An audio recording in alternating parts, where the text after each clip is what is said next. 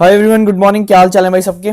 चलो, अब क्या है कि जनवरी का महीना चल रहा है, 2 जनवरी है आज, और बहुत से बच्चे हैं या बहुत से लोग हैं जो कैट 2026 के लिए प्रिपेयर करना चाहते हैं। और कुछ को आइडिया है, कुछ को आइडिया नहीं है कि हमें कहाँ से स्टार्ट करना चाहिए। तो एक कमेंट भी आया था। कमेंट ये था कि शायद जिसने भी कमेंट किया है XYZ, तो उन्होंने अक्टूबर 2024 से कैट की प्रिपरेशन स्टार्ट किया, कैट 2025 दिया, और उनका कहना है कि उनका ओवरऑल मार्क्स जो था वो 4 मार्क्स था। ठीक है। तो वो पूछ रहे हैं कि कौन सी कोचिंग ज्वाइन करनी है। एंड इस साल तो उनको कैट निकालना ही निकालना है। ठीक है, इस साल तो अगर कैट निकालना ही निकालना है, ये जोश में बोली गई बात बहुत अच्छी लगती है, बट इसको थ्रू आउट द ईयर, मतलब टिल नवंबर, जब तक आपका कैट एग्जाम नहीं हो जाता तब तक हर दिन अपने आप को बोल पाना और अपने आप को स्टेबल रख पाना अपने आप में एक मतलब एक माइलस्टोन अचीवमेंट है। ठीक है, तो ये खुद को हमेशा याद दिलाना है, क्योंकि तभी कैट निकलता है। क्योंकि कैट का एक फॉर्मूला है, वो है कंसिस्टेंसी।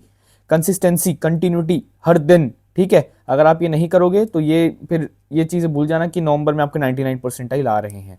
ठीक है, हाँ, 1-2 दिन का गैप चलता है, बट ये नहीं कि यार 2-3 हफ्ते छोड़ दिए। ठीक है, 1-2 दिन का गैप भी अवॉइड ही करना, क्योंकि अगर आप सेल्फ स्टडी कर रहे हो या कोई कोचिंग ज्वाइन कर रहे हो तो दिक्कत होती है। ठीक है, अब इनका जो क्वेश्चन था कि कौन सी कोचिंग ज्वाइन करनी है, देखो यहाँ में कोई कोचिंग, क्या बोलते हैं उसको यार, उसका एक वर्ड होता है ना कि यहाँ में कोई कोचिंग वो रिकमेंड करने नहीं आया या फिर प्रमोट करने नहीं आया। ठीक है, मैंने पहले भी कहा है कि आप लोग कैट की प्रिपरेशन करने से पहले या किसी भी एग्जाम की प्रिपरेशन करने से पहले आजकल सारी ही कोचिंग्स की वीडियोस यूट्यूब पे अवेलेबल हैं। आप लोग यूट्यूब पे जाइए, बैठिए, 1 घंटा दीजिए, सारी कोचिंग्स का कुछ कुछ कुछ कुछ उठाइए, पढ़िए, जो आपको समझ आता है, जो आपको समझ आता है। ठीक है, जो आपको समझ आता है आप उस कोचिंग को ज्वाइन करिए। हाँ, मैं 3-4 कोचिंग के नेम्स रिकमेंड कर दे रहा हूं, बट जो आपको पसंद आता है आप उस कोचिंग को ज्वाइन करो। ठीक है, क्योंकि मैंने कई बार सुना है कि भैया आई कांटेक्ट का ना बड़ा ही अच्छा खासा वो मतलब स्ट्रक्चर है, भैया रोधा का स्ट्रक्चर ना ऐसा है, भैया उसका ना लैंग्वेज बड़ी आसान है। तो हर किसी का अपना अपना है, किसी को आई कांटेक्ट पसंद आता है, किसी को नहीं आता है, किसी को रोधा पसंद आता है, किसी को अनअकैडमी पसंद आता है। ठीक है, मल्टीपल कोचिंग्स आर देयर, हर किसी का अपना अपना है। तो you have to look into it कि आपको क्या अच्छा समझ आ रहा है।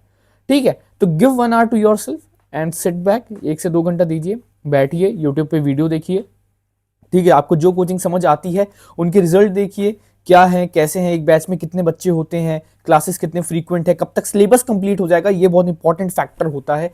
ठीक है, आप फिर उसके बाद you can join college coaching. ठीक है, इस तरह आपको कोचिंग डिसाइड करनी है। अगर आप चाहते हैं 4-5 नाम मैं रिकमेंड कर दूं, तो देखो, एक तो रोधा हो गया, अन अकेडमी हो गया, एक MBA वाला हो गया, और आपका एक आईकॉन्टा हो गया। मुझे इतने ही नेम्स याद हैं, और भी कोचिंग आप देख लेना, आपको ऑनलाइन मिल जाएंगे। लेकिन डिसाइड लाइक दिस। ठीक है, कभी किसी से ये नहीं पूछना है कि आपकी कौन सी कोचिंग थी। ठीक है, कोचिंग से कभी एक वो नहीं होता।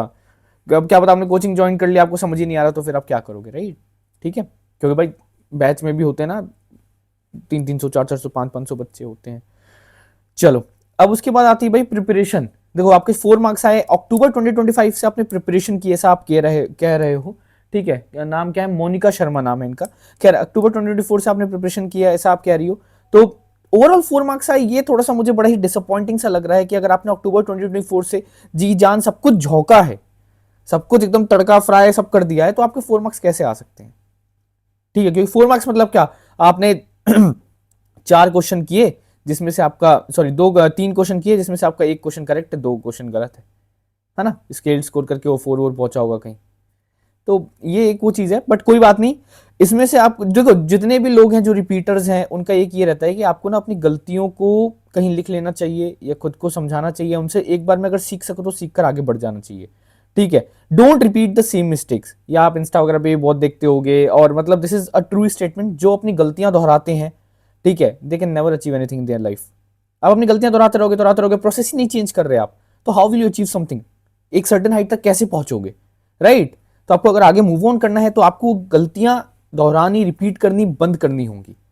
ठीक है, उसके बाद आप इस तरह अपनी कोचिंग डिसाइड करिए। एंड कोचिंग देखो, अब एक चीज ये रहती है ना कि कोचिंग इंसान जो जोश में ज्वाइन कर लिया, 3-4 दिन क्लास किया, उसके बाद ये रहता है कि भैया आज तो मन नहीं है, आज रहने देता हूं, कल कर लूंगा।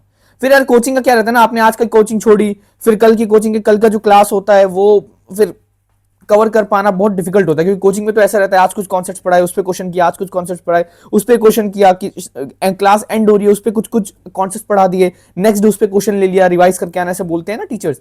तो इसीलिए कंसिस्टेंसी बहुत जरूरी है बॉस। ठीक है, कंसिस्टेंसी बहुत जरूरी है। हालांकि 3-4 घंटे की ही कंसिस्टेंसी हो चलेगा, बट जरूरी है, ये ध्यान में रखना है।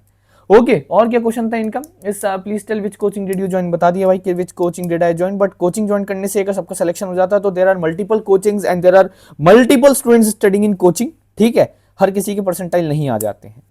ओके, तो इस तरह आप अपनी कोचिंग डिसाइड करो। और अगर आप स्क्रैच से प्रिपरेशन कर रहे हो तो उसके लिए हम अलग से एक वीडियो में बात करेंगे यार, इसमें कोचिंग का ही मुझे डिस्कस करना था क्योंकि एक कमेंट था। तो मिलते हैं अगली वीडियो में, तब तक के लिए टाटा बाय बाय, ध्यान रखो और प्रिपरेशन अच्छे से करो।